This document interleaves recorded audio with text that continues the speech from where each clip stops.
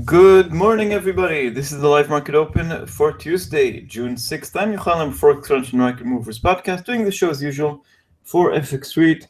Good morning, Fabian. Good morning, Dinda. Good morning, everybody. Quite a lot to cover this morning. As always, recent developments in markets, the various charts and levels, the next 24 hours. All these are on our agenda. And of course, your questions. If you cannot see the chat box for any reason alongside the screen, please go to this address, tlk.io/fxrate-live-video. Today, we'll have a special segment about the Aussie dollar. Okay, so what's going on in markets? Well, yesterday's big event was the speech by Janet Yellen, the chair of the Federal Reserve, the most powerful central banker in the world, was not overly worried about the non-farm payrolls release. If you don't remember, on Friday we had this jobs report, which was terrible. It showed a gain of only 38,000 jobs, but with revisions, it was quite negative, okay? And so in this atmosphere, we had, some expected Yellen to say, okay, this is really bad news. We're not going to raise rates anytime soon. She didn't say that. She said it's a one-off. We have to see. She at least acknowledged that central bankers always say on one hand, on the other hand, the use of words like however, but, nevertheless were quite abundant in her speech. So she tried not to rock the boat, and I think eventually she managed. Okay, so let's look at the, this is another story, at the euro-dollar chart yesterday, for example. This is the spike seen on Yellen's speech, okay? First, we had a rush to the downside, all right? We fell under the support line of 113.35. Then we went all the way up, got closer to 114, but then we're stable once again in the very same range, okay? So Yellen managed not to rock the boat. So she did say the next direction for rates is high. It's to the upside, but no rush at all, okay? No, it wasn't extremely dovish to say, okay, we're probably done for this year, but also sort of the chances of a hike in July seem a bit lower, okay? Good morning, Ed. Good morning, Luca. Good morning, everybody in the chat or not. Anyway, so this is everything that happened on Yellen. It's not more than, maybe 60 pips all in all. In comparison to recent, in comparison to the NFP, it's of course nothing. In comparison to previous days, it's more of the same. So we have a long period of low volatility in euro dollar with a few spikes in the middle. Good morning, Horace. Good morning, Ramon. Good to see everybody.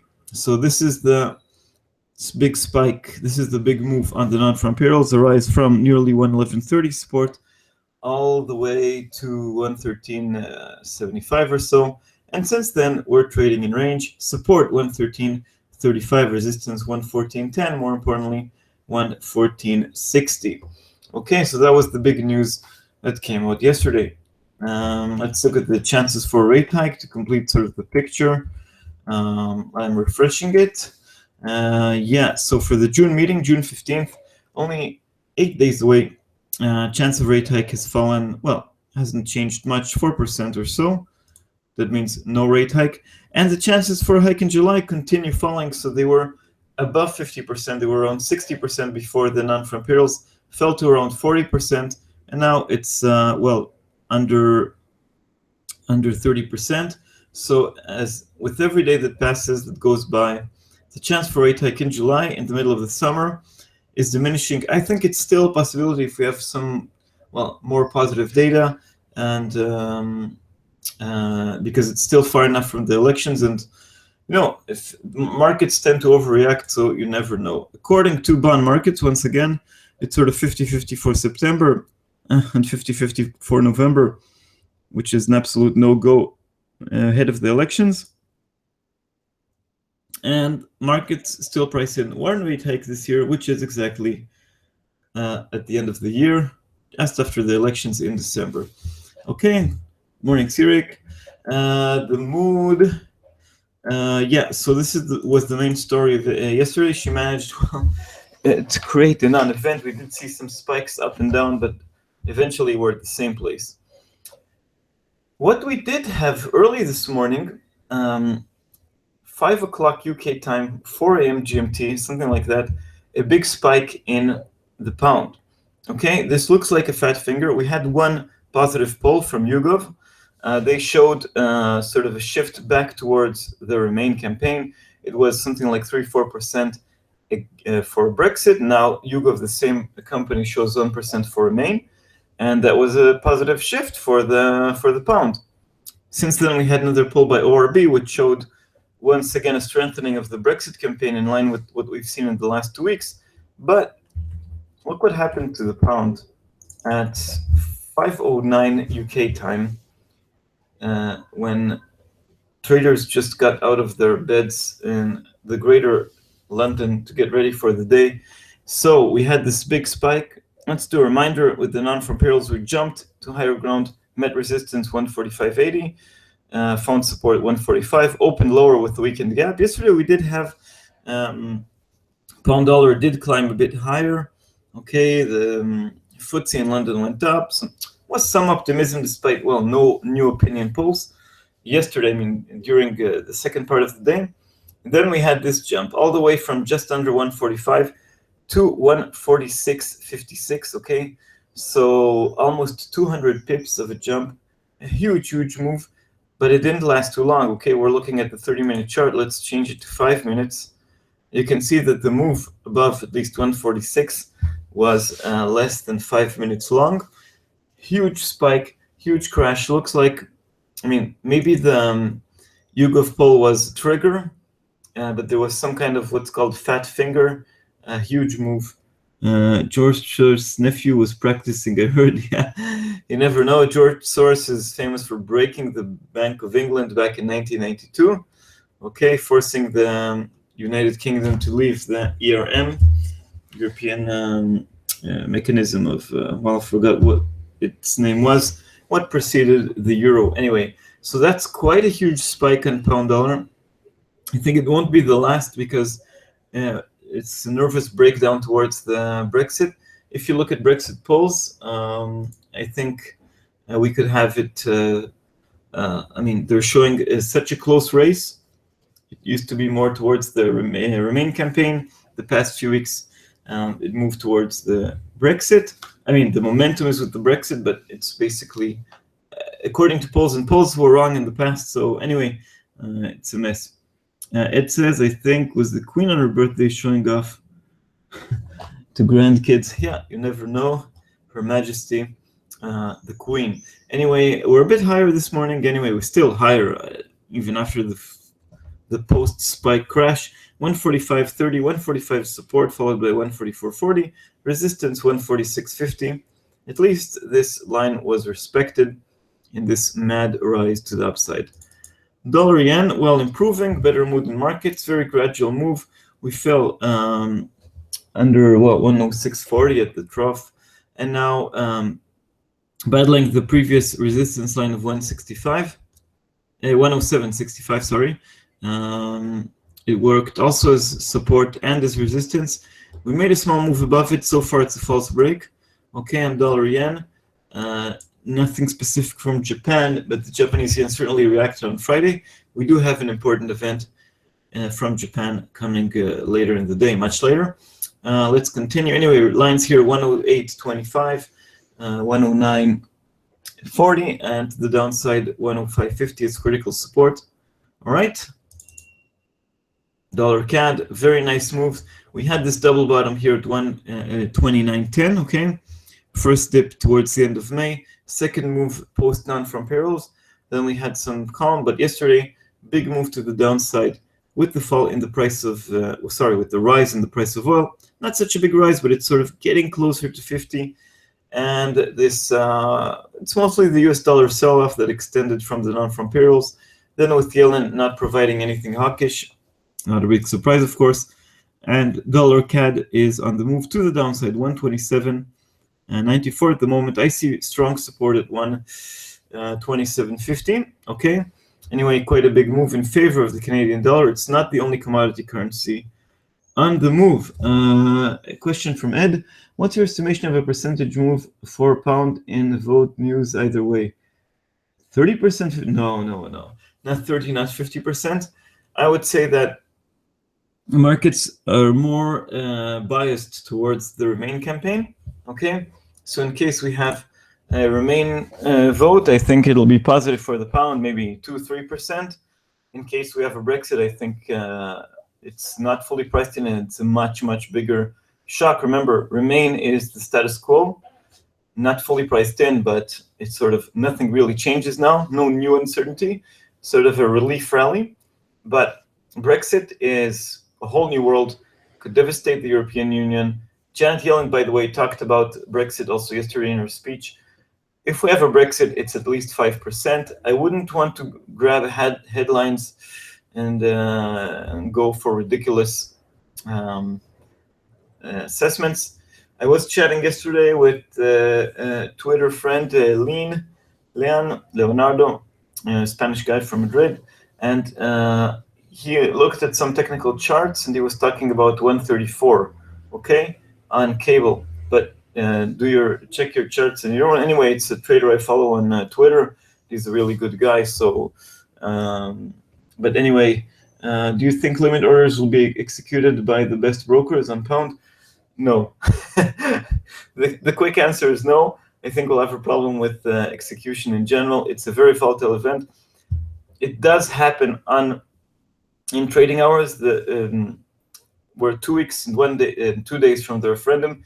It happens on a Thursday. Polls close at 10 UK time, which is 8 GMT.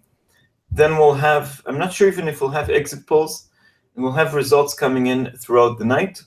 And the full reaction, of course, and the full results will be understood in the European session when traders are back in. But I think, given my experience from the Scottish referendum, it was one county called Clackemman and Shire, if I'm not mistaken, in Scotland, which surprised with voting for Remain, for the Yes campaign in Scotland. And that was sort of the positive surprise for the Remain campaign, and that's what moved the pound something like 2 a.m. in the morning, so you never know. And I want to comment on this. On Forex Crunch, I have an article. I'm concentrating all the preparations of Forex brokers, okay? So I know at the moment at least 4 Forex brokers who are what I call Brexit ready, and they have made some adjustments to limit margin. They are limiting the leverage on the weekend. Some begin already this weekend, some begin on the next weekend, some around the event.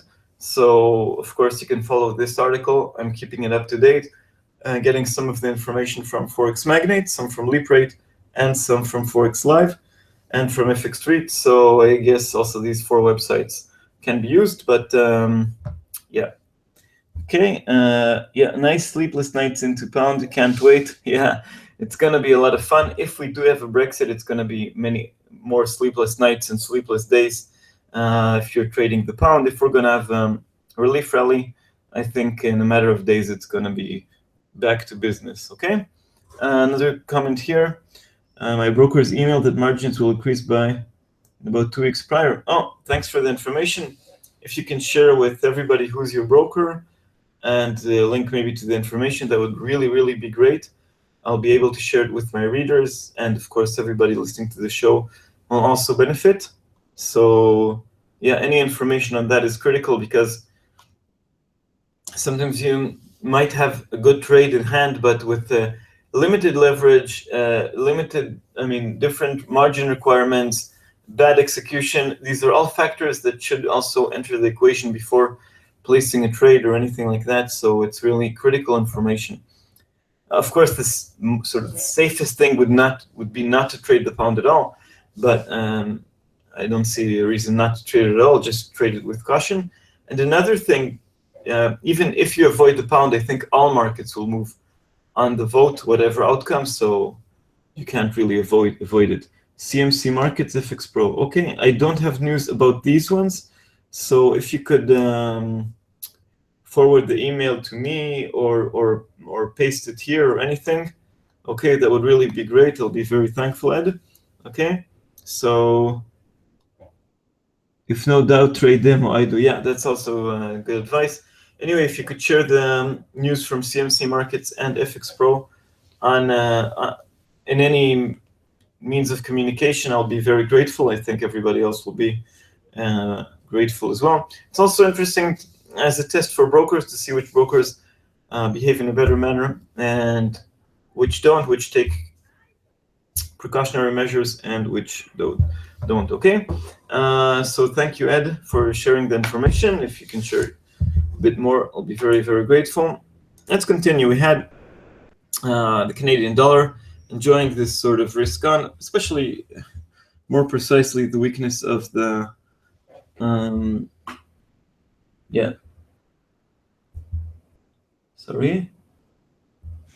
the weakness of the US dollar. And we did have a big move also in another commodity currency, the Aussie dollar. Look what a move, challenging another line of resistance at the moment at 74.40. It's a rise of about 1%, okay, 87 pips. What's going on in Australia? Of course, we had the Australian rate decision. What did the RBA do? The Reserve Bank of Australia decided to leave rates unchanged. No surprise, we had an excellent GDP figure. And it did mention, I mean, the one hawkish thing that the RBA said, that Glenn Stevens said, I mean, in the statement, was that dwelling prices are showing signs that they're rising, okay? That's a nice word for housing. So we do know that, the real estate market in Sydney is moving higher for quite some time. But that was one sort of hawkish comment. And if house prices are rising, maybe the next move will be to raise rates. But on the very other hand, most of the statement did not go in that direction. It went even in the other direction. They did warn about falling commodity prices, weakness in China, uncertainty about the global economy, the exchange rate being too high, all the usual stuff. And the statement, and regarding rates, what they did say is that they're going to stay stable for quite some time. They did say inflation is low, and that's the mandate of the RBA, like in many other jurisdictions. Anyway, I didn't find the statement to be really hawkish, but it seems that the Aussie is sort of on a roll, taking advantage of the weakness of the US dollar, and that was the excuse for another leg up. So we had, the NFP sent Aussie above 73, between 73 to 75, between 73 and 73.75, and then another move up sent it to resistance at 74. Let's see, the high for today so far is 74.42. Next level of resistance, 75. Yeah, this is a bit old. Let's update some lines here. So I would say 75 and 75.65. Okay, quite a recovery for the Aussie. We did find a double bottom here at 71.40, and since then we're going up. The main reason is the better than expected GDP that we had 2 weeks ago, but now we have the weakness of the dollar, and once this line of 73, which was a very stubborn line of resistance, was broken, perhaps also technically the wind is blowing in favor of the Aussie. Comment here by Luca. RBA worried about housing, reminds latest RBA communication wording about worried about housing bubble. May see Kiwi break 70 after the rate statement if they copy and paste RBA. Arguments seem to be the same, housing bubble, no rate cut. Yeah.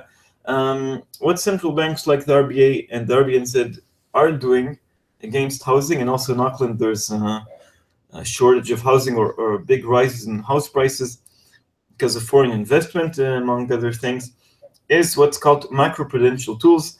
In easier words, they just change the regulation. I mean, you have to put bigger down payments in order to take a mortgage, okay, or stricter checkups for lenders and things like that. Yeah, it says pasted emails, but not showing here. Yeah, I don't know. Maybe there are some limits for characters and copy paste. So anyway, if you could send it to me on this address.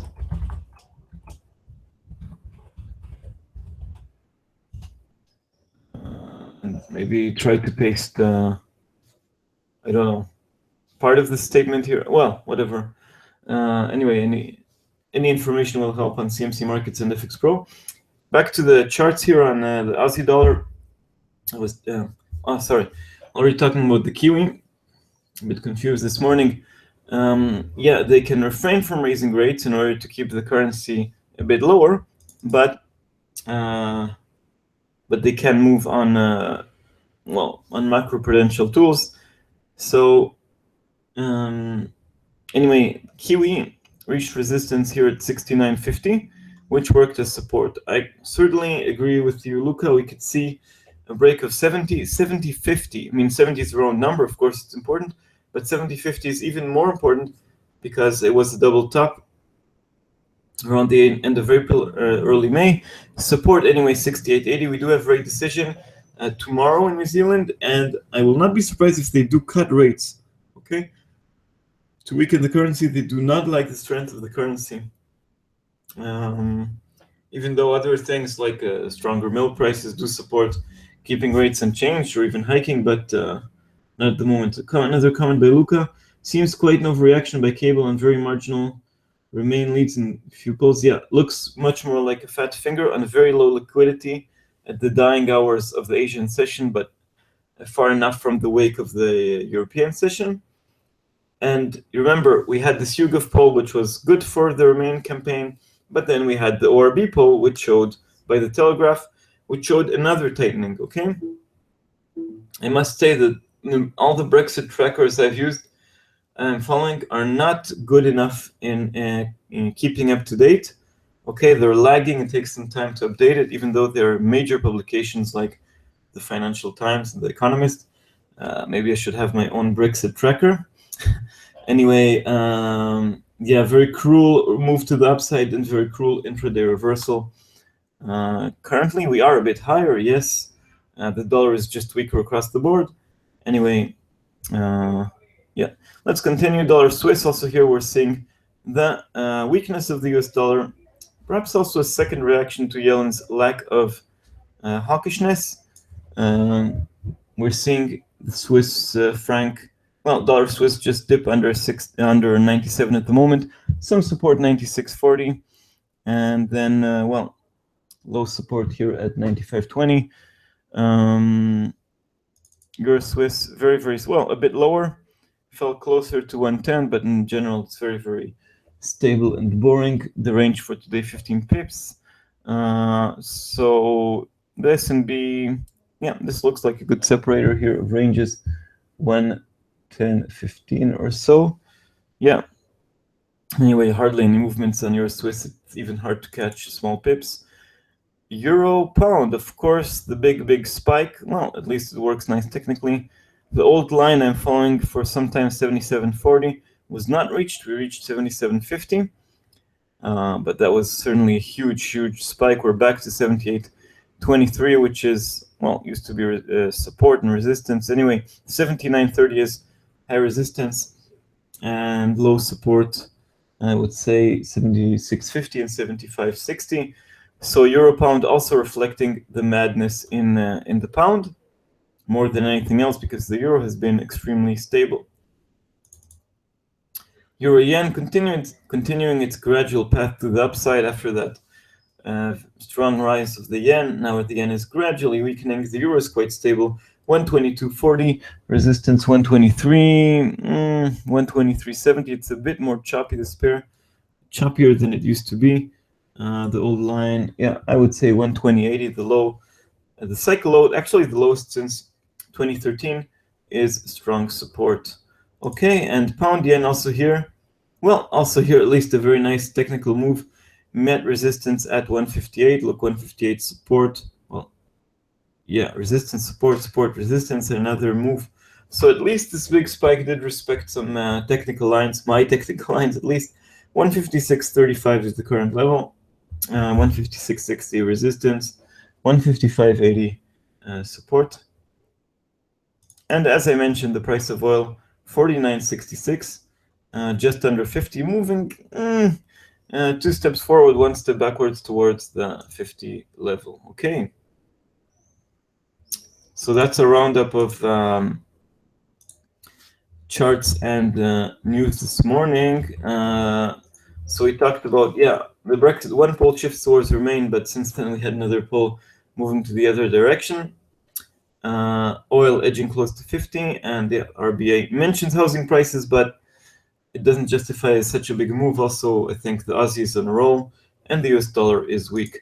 In terms of data, we hardly had any data yesterday. We had the Eurozone Centix investor confidence rise to 9.9, better than expected.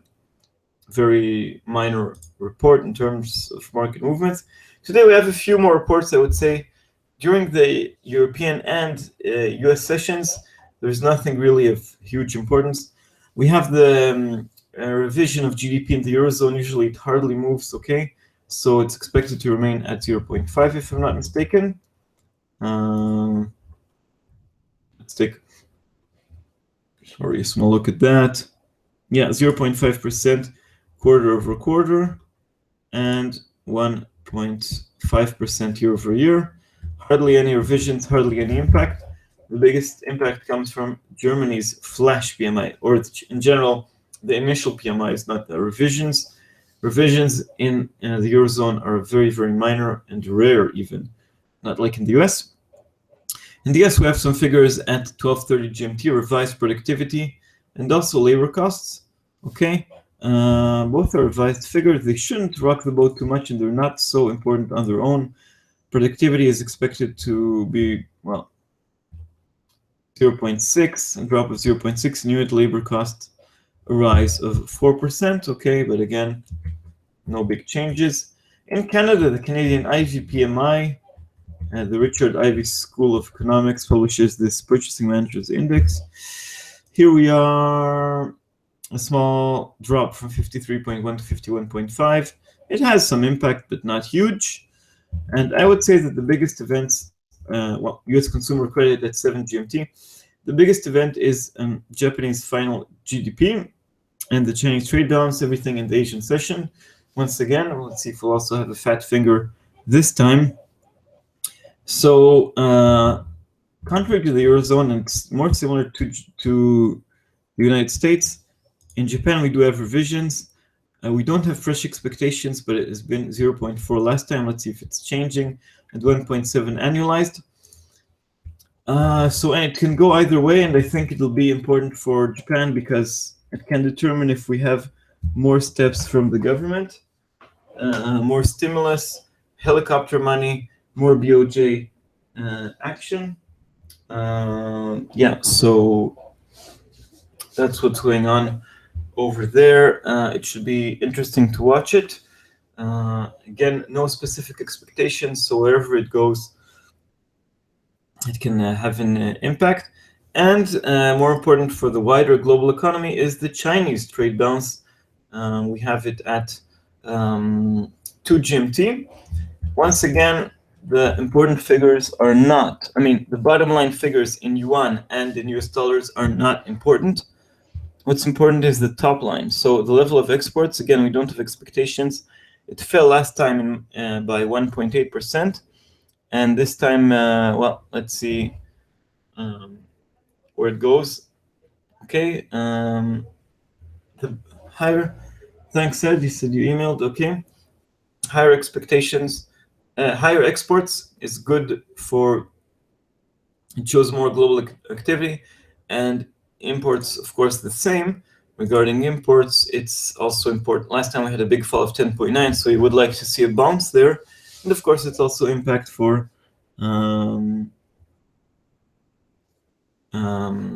yeah, for Australia, because more Chinese imports mean, well, less, well, sorry, more Chinese imports mean more Australian exports, and it's good for Australia as well.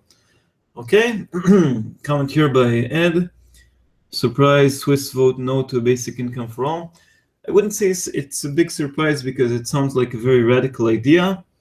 And many people were probably thinking, no, we're not going to give money for free, including to people who don't work. And remember, in Switzerland, we have this kind of system where if you get a certain amount of signatures, they hold a national referendum, okay? So sometimes the craziest ideas are voted on. This is not the craziest idea. Well, it seems a bit crazy now. I believe that in a year or two, it'll become mainstream. But at its first attempt, it failed. Okay, it was expected to fail. Opinion polls showed that. Many people said, no, we're not giving our government money, our taxpayer money for free. Again, things might change later on. Happened over the weekend. I can't say it had an impact on the Swiss. Nothing has an impact on the franc except, well, the SNB, my heroes. Anyway, so these are the main events for today. The main events, again, are in the Asian session. Things are becoming a bit more interesting tomorrow and the next few days. But so far, I mean, today we do have sort of an eclectic mix of events, but the most important ones are not in the US and European sessions, but rather in the Asian one, okay? Lucas says all immigrants to Europe would have reversed into Switzerland had it passed. Yeah, that was one of the worries of the that was one of the things mentioned in the No campaign, that it would just attract people who are taking advantage of the system. Okay. I guess it could be limited to people who are living legally in Switzerland for a certain period of time. Again, it's the very first attempt on this basic income idea. I think it's not going to be the last, not in Switzerland and not in other countries. And with the lack of growth, I think the policymakers are going to try new and bold ideas because of this deflationary spiral because people don't have money to buy. Luca also says oil just wants to go past 50. Skip S&P shooting all the time highs. Party time, yeah, with no rate hikes on the agenda, and Yellen, as I've showed you, sort of lowered the chances once again for July rate cut. I mean, the biggest blow came from the NFP, and Yellen was sort of a follow-up. So sometimes bad news is good news, as we've learned so many times in the past 8 years or so. Bad news means no rate hikes. No rate hikes mean good news. So yeah, sometimes it's hard to comprehend, but that's how things are. Okay, let's move to our special segment for today. So our special segment for today is about the Australian dollar, Aussie against the US dollar. We continue our ride of currencies. So here are 5 characteristics for the Aussie dollar. First of all, the Aussie dollar is a risk currency. Risk means that if we have party time in markets like now, the Australian dollar is in demand. The interest rate is higher in Australia. Even after all the cuts, it's 1.75 at the moment. Used to be 6 or 7% at the peak, pre-crisis peak, and in general, it hasn't reached zero. It has a long way to zero. It's sort of a risk currency, or enjoying the commodity boom, things like that. In times of trouble, again, reactions can be different. For instance, a bad US figure like the non-farm payrolls we had on Friday pushed, of course, the US dollar lower across the board, and that favored the Aussie. But that's not the only reason for rise. It's also the speculation that we'll have no rate hike. Means in the United States, that means cheap money will remain in the United States and flow elsewhere. Where to? The Australian dollar. Aussie against the yen used to be one of the biggest carry trades pre-crisis, and then of course the music stopped and everything crashed. Okay. Another characteristic that I see for the Australian dollar is that economic data has a longer impact. A recent example is the GDP figure. Big beat on expectations, and the impact was longer than the immediate session or two. It lasted, well, it lasts for a long time. And another thing to watch is that, for example, employment figures, when they're a big miss or a big beat, they also have a long-term impact, okay? China, the Australian dollar, another special characteristic of the Aussie is that it's sometimes seen as a proxy for China, because China is Australia's #1 trade partner. China buys commodities from Australia, iron ore, copper, gold, you name it. I think also natural gas. Anyway, so and China is sort of Chinese economy #2 in the world, led the economic recovery after the crisis. They injected a lot of stimulus. So sometimes for the Australian dollar, Chinese figures take over. For example, if we have an Australian figure released in the same night as the Chinese figure, not in all cases, but sometimes the Australian data, important as it may be, is ignored in favor of the Chinese one. So if you're trading a specific news release in Australia, watch out for adjacent Chinese data. Okay?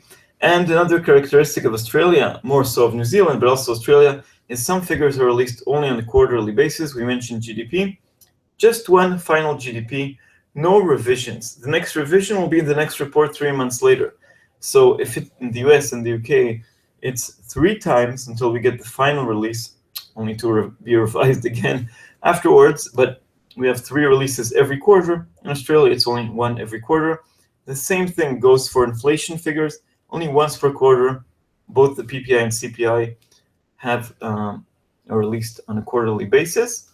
So this also is a characteristic. It makes every publication more important. At least employment is released and retail sales once per month, different from New Zealand. Okay, so another thing to watch, Australian figures, when they're not attached to Chinese figures, are significant market movers.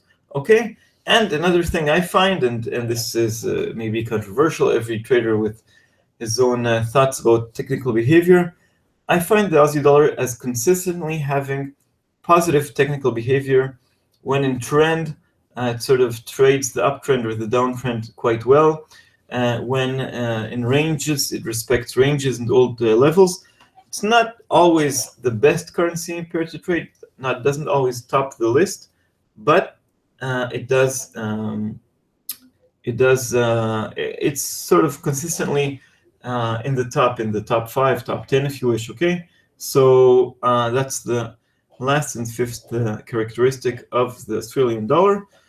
I would say that the Australian dollar is gaining more and more traction. I think it's the 4th currency pair in terms of trade. Of course, euro dollar number 1, dollar yen number 2, pound dollar number 3, and if I'm not mistaken, it's the Aussie dollar. So more people trade the Aussie against the US dollar than trade the Swiss franc, for example, against the Aussie dollar. Okay, it's also ahead of its other pure commodity currencies, the Canadian and New Zealand dollar.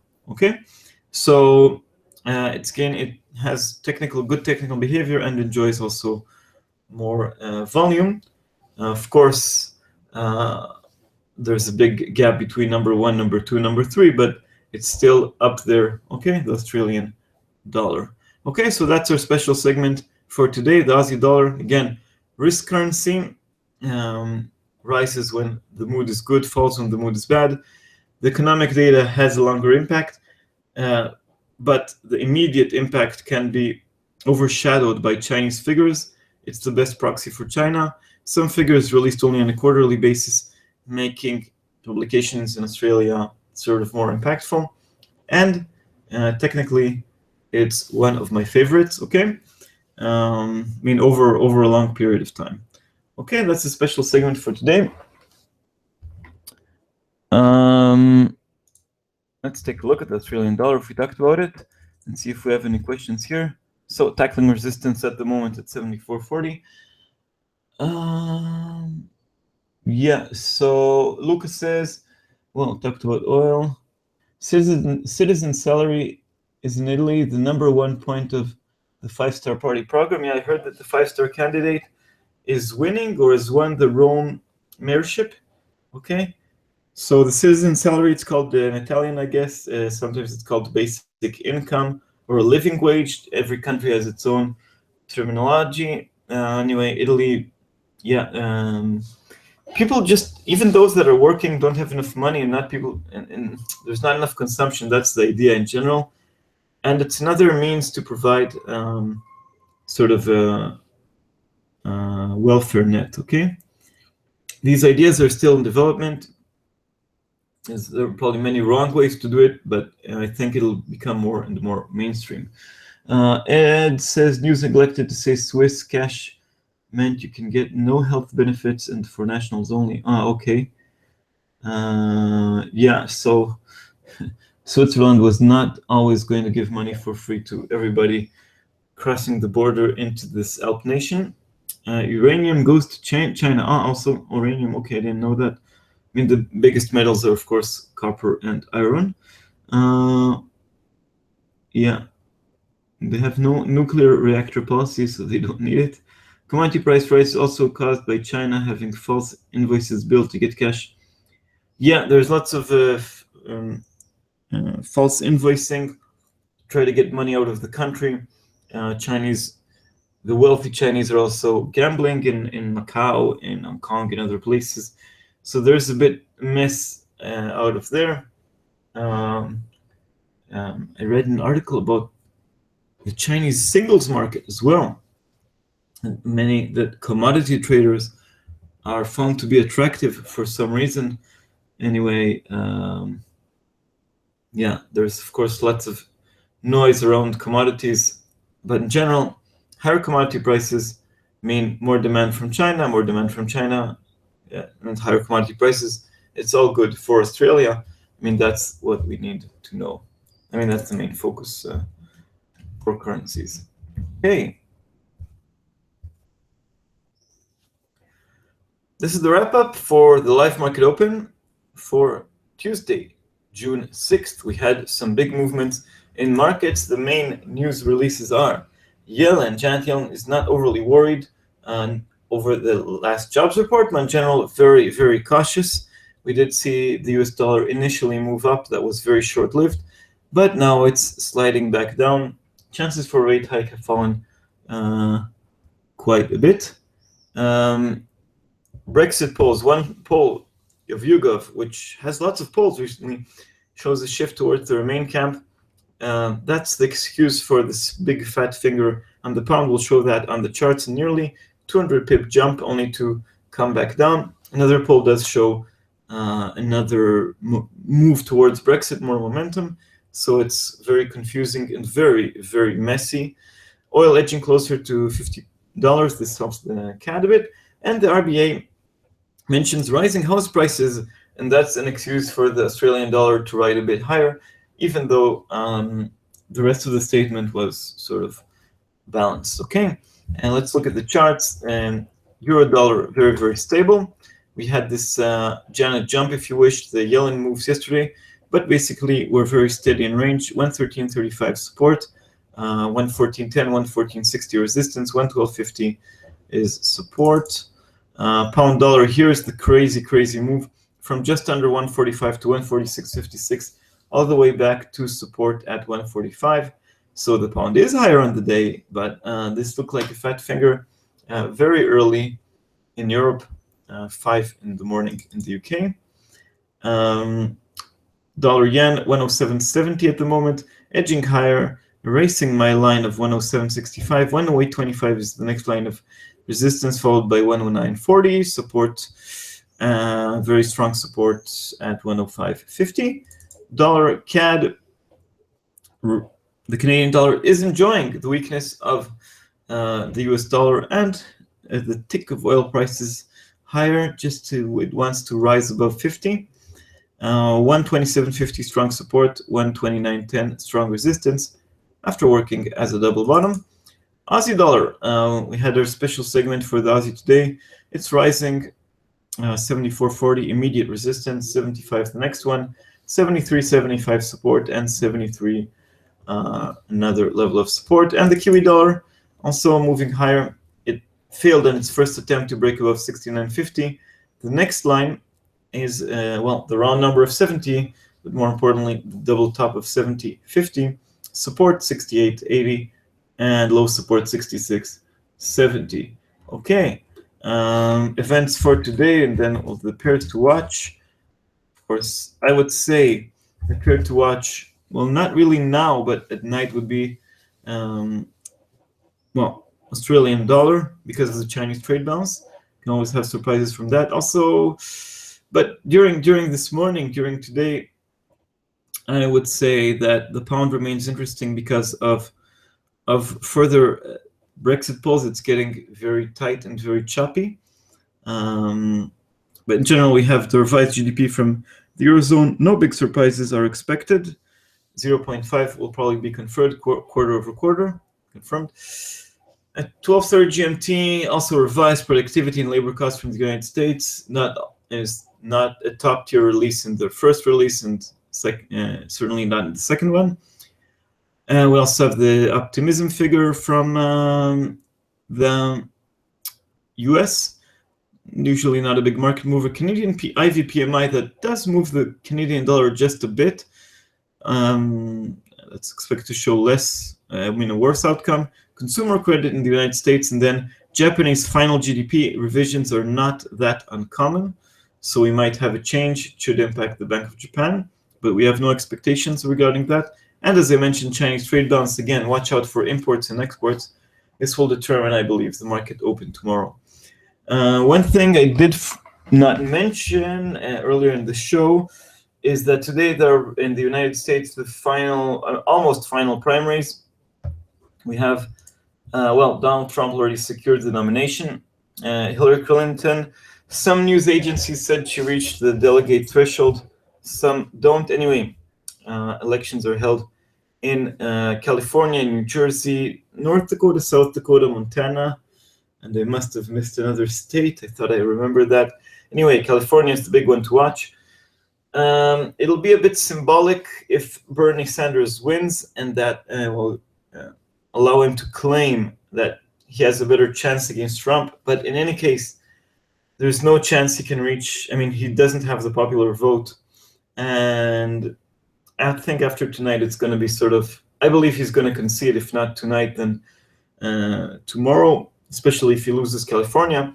And that will clear the match, Clinton vs. Trump. Politically, it has become much more fierce. Of course, with the fraud allegations and the racism against Trump University. Anyway, it's gonna be a dirty and interesting season. So far, I didn't mention it before because it doesn't really have an impact on markets. We might have an impact if we have a big surprise of a Bernie Sanders, sweep victory tonight, which seems very improbable. In terms of politics, the Brexit referendum is much more important now. Yellen said it herself. So yeah, so I would remain with the pairs to watch. You can say euro-dollar if you want. No, I won't say euro-dollar because I'm a bit frustrated with euro-dollar. I would say pound-dollar because of all these Brexit polls, and during the night, the Australian dollar. Yeah, okay. So that's it for today, for the show. Thank you very much, everybody, for coming, for the great questions. Have a great and successful trading day. And we'll be here tomorrow. So that's it. Thank you, and bye-bye.